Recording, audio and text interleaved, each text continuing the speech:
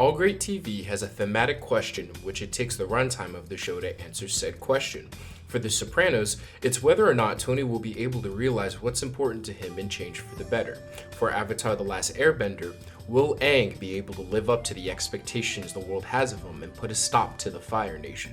For Mr. Robot, will Elliot Alderson be able to heal from his trauma in order to save the world? As you can see, TV shows typically use their main characters to divulge on a topic of humanity, be it fate, destiny, or self-discovery, and deliver various seasons of said show in order to explore these themes.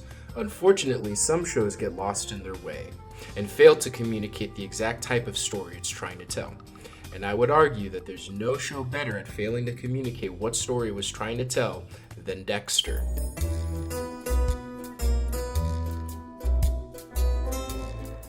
Dexter follows the story of Dexter Morgan, a blood spatter analyst for the Miami Metro Police Department that leads a double life as a serial killer.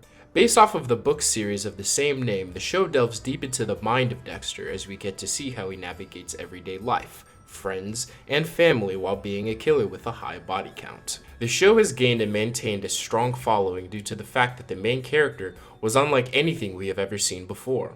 Unlike most television anti-heroes who progressively get worse as time goes along, Dexter is unique because he was a character who started at the very bottom of his moral journey, and as time went on, started to discover that he was more than the deranged monster that we and he himself would believe he was.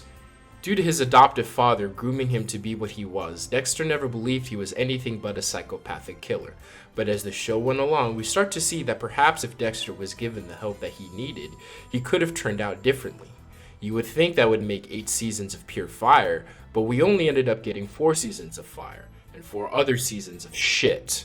The show fell off so much, in fact, that they even made a sequel series to redeem itself, but they still somehow managed to fuck that up. But you already know how I feel about that one. No, God! So today, we will be analyzing how and why this once promising show forever tainted itself.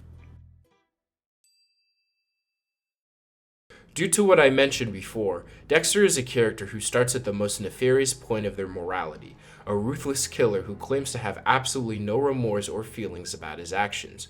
While we as the audience are able to digest what he does due to his code of killing other heinous and unchecked killers, we also know that Dexter is pretty similar to being the same person as the people he kills, as his inner dialogue strongly hits that if not for the code, Dexter would be in the same position. Yet like I said before, there are many instances littered throughout the show that hints at the fact that Dexter deep down does feel emotions. Thus, the thematic question of the show seems to be, will Dexter be able to realize his emotions and commit a selfless act for someone? In the finale of the first season, Dexter learns that the ice truck killer is actually his estranged brother Brian, who was separated from Dexter due to Harry adopting Dexter while Brian was left in a mental ward. We also learn that Dexter has these urges due to the fact of him watching his mother and various other people get dismembered in front of him and his brother.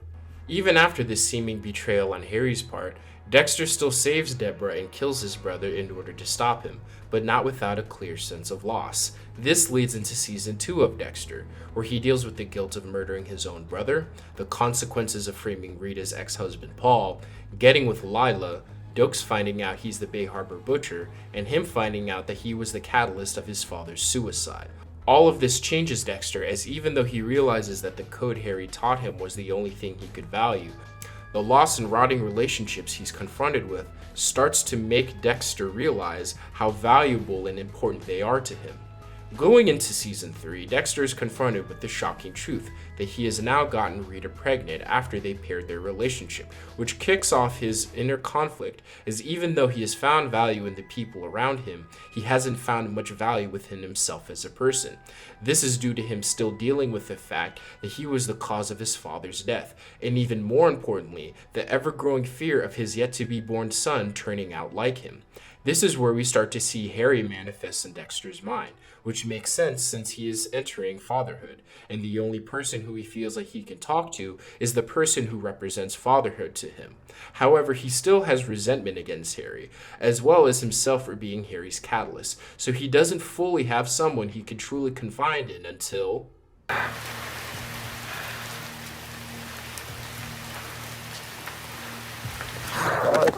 I'm gonna tell you something. I wasn't sure that I could do this. But you did. You did.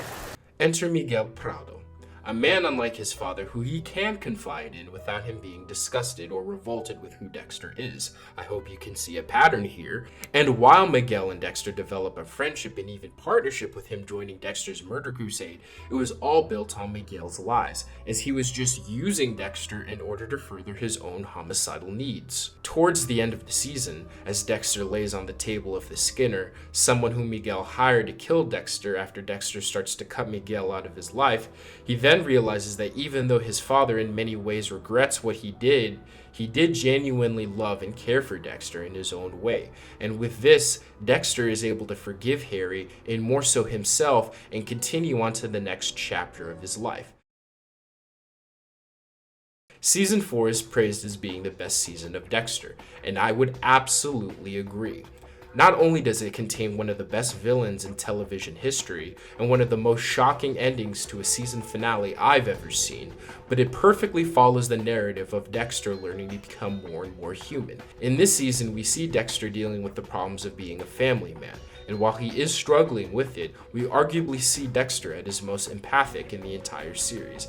He admits that he would rather have his family find out who he is than abandon them, is visually disturbed by how Trinity has used his family as a shield, admits that his family has become much more important to him than he ever would have imagined, and is learning overall how to become a better husband and father, even getting jealous when another man has eyes for Rita. He even openly shows remorse for killing someone who was innocent and not bound to him in any way. We can see that if Dexter keeps going the way he's going, that maybe, just maybe, he can change. However, this unfortunately all comes to an end once the writers make the bold choice of killing Rita. The death of Rita, in many eyes, marks the death of the show, as unfortunately, it all starts to go downhill from here. The show becomes less about Dexter's moral-based themes and more about the situations he's in, and the villains as he starts to assume an almost Batman-like rogues gallery, and they also make the terrible choice of sending Cody and Aster to live with their grandparents. Now, Aster blaming Dexter for the death of Rita was a dumb plot choice within itself. However, writing them off was perhaps the biggest mistake the show made. As we mentioned before, the thematic question of the show, will Dexter truly be able to realize his emotions and commit a selfless act, is the ever-present theme in the background of this story. And the pressures of single fatherhood with 3 children to take care of, on top of being a serial killer, would have created some amazing seasons of conflict and character moments. Perhaps the show could have ended with him having to reveal what he is because his children are in danger, or he sacrifices his life to protect them. But no, instead we get a big fuck you for the rest of the series. And even when they get the chance to redeem themselves in the sequel, something that most shows don't get the opportunity to have, mind you, they still manage to fuck it up by having Dexter delve into the worst aspects of his personality after spending most of the season showing how he wants to redeem himself for his sons. And mind you, the sequel series was run by the guy who did the first fucking 4 seasons of the fucking show! God damn it!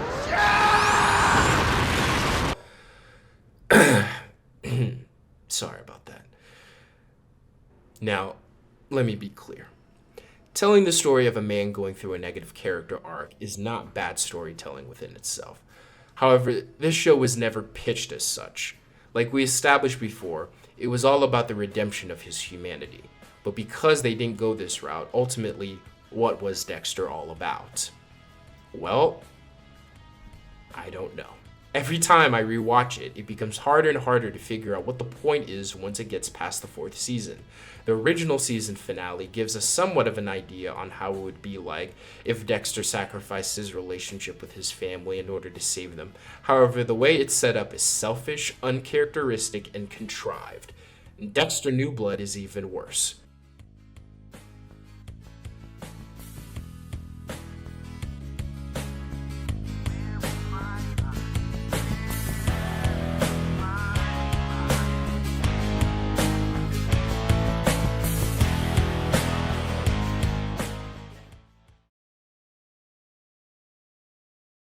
Dexter, it's hammer time! I have no idea what hammer time is. or how it differs from regular time. Hammer time.